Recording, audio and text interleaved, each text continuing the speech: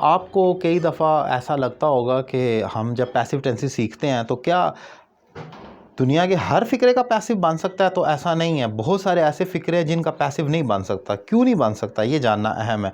For example अक्सर लोग कहते हैं ही गोज़ टू स्कूल, इसका पैसिव करें तो पैसिव नहीं बन सकता।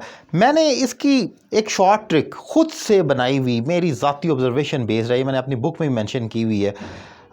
कुछ जगह पर ये एक्सेप्शनली अप्लाई नहीं होती, लेकिन ऑलमोस्ट 90% मैंने देखा है कि मेरी ट्रिक बिल्कुल दुरुस्त है। और ये अगेन एंड अगेन मैं कह रहा हूँ, ये मेरी अपनी बनाई हुई है। जहाँ पर गलत हो तो किसी जो लोग मतलब बुरा भला कहते हैं कि आपको खुद नहीं आता, आप ये, मैं कमेंट्स पढ़ता रहता हूँ, ऑब्वियसली रिप्लाई नहीं कर सकता, लेकिन मैं इंसान हूँ, कोशिश कर सकता हूँ। मुझे लगता है कि ये शॉर्ट ट्रिक्स आसान है इंट्रांजिटिव वर्ब को समझाने के लिए कि कहाँ पर कौन से ऐसे वर्ब हैं जिनका पैसिव नहीं बन सकता। मैंने ऑब्ज़र्व किया, तमाम एग्जांपल्स लिखी बहुत सारी, कि क्या शॉर्ट ट्रिक निकाली जाए स्टूडेंट को समझाने के लिए कि बच्चे इसका पैसिव नहीं बन सकता। तो मैंने क्या ऑब्ज़र्व किया, अब मैं आपको समझा रहा हूँ।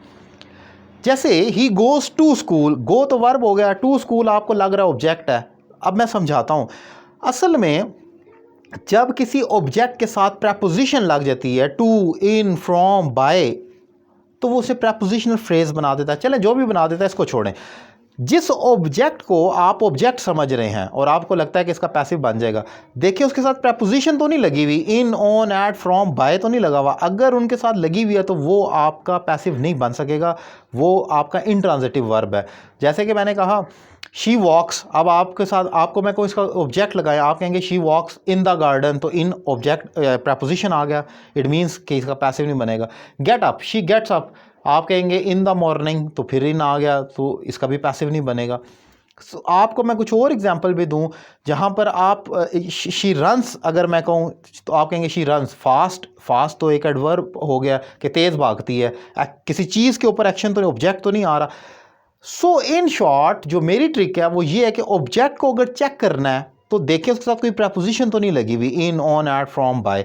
अगर नहीं लगी हुई तो वो आपकी ऑब्जेक्ट ही है और वो पैसिव बन सकता है। जैसे मैं कहता हूँ शी राइट्स, अब आप कहेंगे आ लेटर, इसके साथ आ लगा, आप इसका पैसिव बना सकते हैं। इसी तरीके से आप और बहुत से, शी मेक्स केक, अब यहाँ भी शी कुक्स केक, अब यहाँ पर कुक वर्ब है और केक डायरेक्ट उसके बाद आया, कोई इन, ऑन, एट, फ्रॉम नहीं लगा, तो आप इसका भी पैसिव बना सकते हैं। तो ट्रिक मेरी याद रखें, अगर किसी ऑब्जेक्ट के साथ प्रपोजिशन लग रही है तो अपना टाइम ज़ाया ना करें। 90% केसेस में वो इंट्रांजिटिव वर्ब है, उसके साथ ऑब्जेक्ट आप नहीं लगा सकेंगे और ना ही उसका पैसिव बना सकेंगे।